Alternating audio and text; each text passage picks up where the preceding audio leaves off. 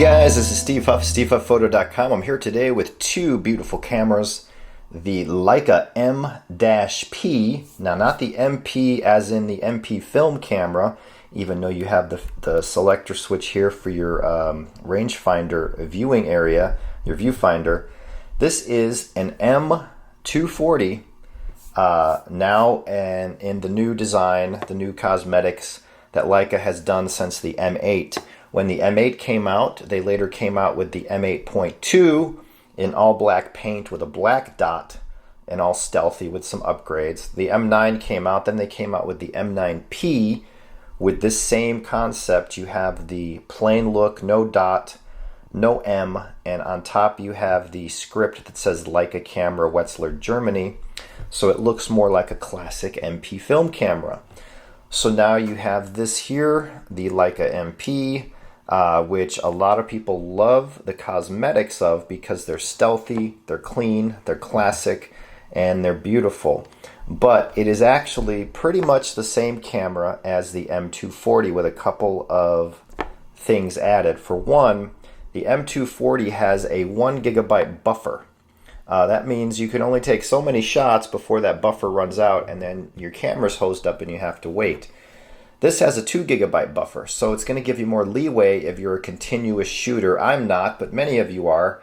The M does have a continuous mode, so why not take advantage of it? So they added an extra gigabyte buffer. Another thing that they added, which I am a fan of, even though I think the pricing's ridiculous, the sapphire LCD screen on the back, which is scratch proof. The Gorilla Glass used on the M240 is not scratch proof. I've scratched the very first M240 I owned. I dropped it onto some gravel. It knocked the rangefinder out of whack and scratched up the LCD. So much for that Gorilla Glass. The sapphire glass, which I had on my old M9P and M8.2, never gave me a problem. So I'm happy that they went to the sapphire, even though I feel it should be standard on all of their digital cameras. But here you have the MP. This is the black paint. The chrome's not out for another month or two. And as you can see, you have the script on top. You have the Leica MP designation there written on the hot shoe. You have a hot shoe cover. It's the same as an M240. You have your movie button over here, your microphone up there. And back here, they also changed. On the M240, you had silver accents over here. Now they've made them black. So this way, it's more stealthy, it blends in, it fits with the theme of the MP cosmetics. Me, I'm a huge fan of the MP cosmetics, and I really enjoy them. It just looks beautiful. A lot of people are complaining, I don't know if I could pick it up very well on here. Yes, there we go, about this screw in the middle. Now this screw is here for a reason. It has to be here. Behind that screw is where the Leica technicians will adjust. If your rangefinder's off, they'll adjust it and fix it. Usually, instead of the screw, there's a big fat red dot there. But since this does not have a red dot, they have to fill the hole. And the hole has to be filled by a screw. The Leica cameras like this have always had a screw here. But it's usually smaller. Me, the screw doesn't bother me in the slightest. A lot of people are making a big deal out of the screw. But then again, those same people complained about the huge red dot. So me, I'd rather have the all black screw than the big red dot. It looks cleaner, it looks more beautiful to me. It's more classic, like the Leica of days past, much like the Leica MP film camera. If you look at the camera, which is basically brand new, I took it out of the box, have not even put a battery in it yet. And there's a funny story. I recently sold my M240s because I bought the Sony A7S, or I came across the Sony A7S, reviewed it, and decided I had to have it because it was so amazing, because it was so versatile in any light. And my M240 could not match the A7S in low light situations. So I was like, well, I could use the money, you know, I'm buying a house soon, and I sold them. And then the MP comes out, and with me, I was bitten by the Leica bug back long ago when the M7 came out. I just love the Leica cameras, though I do feel they are grossly overpriced. They're a little bit overrated, but to those who own them and use them and love them, they get so much enjoyment from using Leica cameras and lenses that for some it improves your quality of life. That's just how it is. It's really bizarre. Those who love Leica, they love the brand, they love the cameras, and it motivates them to go out and shoot. And Leicas also can help one learn photography better. You take your time, you slow down, you frame better. You can get some magical moments with any camera, but for me, it's easiest to get those moments with a Leica M. I'm not a fan of the other Leica cameras nearly as much as I am the M series. This is where my heart and soul lie. So I picked up the MP from Ken Hansen, had to have it. I was always a huge fan of the M9P, which I had one in chrome, and it was gorgeous. So I'll be looking forward to using this guy. So that's the MP. They raised the price over the M240. The MP is $7,950 without a lens. Add a Leica lens and you're looking at 12 grand total. Add a Zeiss lens, you could get a Zeiss 50 planner for 800 bucks, which is an astounding lens for the money. So also to keep in mind, they raised the price of the standard M to $7,250, which is raised from $6,995. And I think they did that to make this look like a little bit better value, but who knows. So there's the MP in black. It's gorgeous, and I've always been a fan of the M240. I still prefer it to the M9. Many prefer the M9 because of the CCD sensor, but for me the M9 is way too limited when you compare it to the 240, from low light shooting to live view capabilities when you use different lenses that may not work with the rangefinder. There's all kinds of cool things you can do with the M240 that you can't do with the M9. So with that out of the way, let's take a look at this, which is not brand new, but it's newer. Not too long ago, Leica came out with a chrome special edition monochrome, the Ralph Gibson edition. They sold out in an hour, and those kits went for, I think, 25 or 30 grand. And it consisted of a chrome monochrome, which at the time all they had was the matte black, and a 35 Summilux in chrome. All of those sold out within an hour, which was amazing. And as soon as I saw that chrome monochrome, I was like, oh my goodness, if they ever come out with one in chrome, I'm gonna have to get it. So I saw the chrome. Of course, Ken Hansen, he's like, hey, I have a few in stock. And he's like, I have a few in stock, should I send you one? I mean, that's how easy it is with Ken, he gets you. So I now have the chrome monochrome and the black MP. Eek. I have a Zeiss planner attached to it. This lens is around 850 bucks, and it's a massive bang for the buck lens. It's not as sharp as the Summicron at f2 wide open, but it's almost as sharp.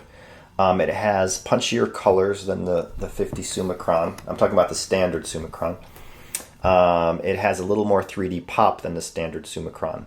The only thing you're lacking between this and the standard Summicron is the Summicron's better built a little bit, and this is not quite as sharp at f2, though it's pretty sharp at f2 regardless. So on the monochrome, it makes for a great lens. It looks good, it feels good, overall great lens. But the chrome monochrome is another camera of beauty. Now with this one, you don't have the live view. You have the smaller LCD screen. Yes, Leica is still selling the monochrome with an antique LCD, which is god-awful. That's why you don't use the LCD of the monochrome, only to check basically if you framed your shot right, because you can't even tell if you focused it right because they display pretty soft. So for me, this LCD is useless. Leica should have replaced it long ago. But it's classic, it's simple, it's basic, it's stripped down to the bone. This is for black and white fans, those who are passionate about black and white. The monochrome does indeed, I don't care what anybody says or tells you, the monochrome does indeed give a unique black and white rendering that other digital cameras do not match. The M240 can do black and white very well, but it doesn't match the monochrome black and white. The monochrome tones. The tones that come out of these are rich, dark, I like to call them beefy. The grays, there's all kinds of gray tones in it, where this, the gray tones are not as varied or expansive. You have there's a certain look to the monochrome files. Now you have to be super passionate to want to buy a dedicated black and white camera with no live view, no special features. It's basically simplicity, and I think the people who buy it, that's what they like about it. It's simple. It's there's nothing complicated about it. You focus, set your aperture, you focus, and you shoot. So basically, that's the silver monochrome, which I feel is just gorgeous, and the black M-P, which is the MP version of the 240. So I feel extremely blessed and lucky to even have these here. They're very expensive cameras, which kind of stresses me out a little bit every time I buy a Leica, but the joy you get from using them, and with having one of each, if something happens to one and has to go to service, I have a backup, even though it might only be black and white. The monochrome is great in low light. ISO 10,000 looks about as good as Tri-X 400, maybe even less grain. And this I would use up to 3200, and I have without any issue. My M240 files never show banding at 3200. Some people say theirs do. I've never had a problem with it. I've seen it at 6400 slightly. So there you go. Both of these cameras come in at $7,950 each without a lens, which is insanity. So, if you want to buy one of each of these and you say go to B&H Photo to buy them or wherever, and by the time you add a lens for each, you're looking at almost 20 grand, which is just insanity. You could buy a car, you could have a down payment on a house for that. You can buy a Sony A7 with every Sony lens and have money left over to take a trip. So it's all a personal thing.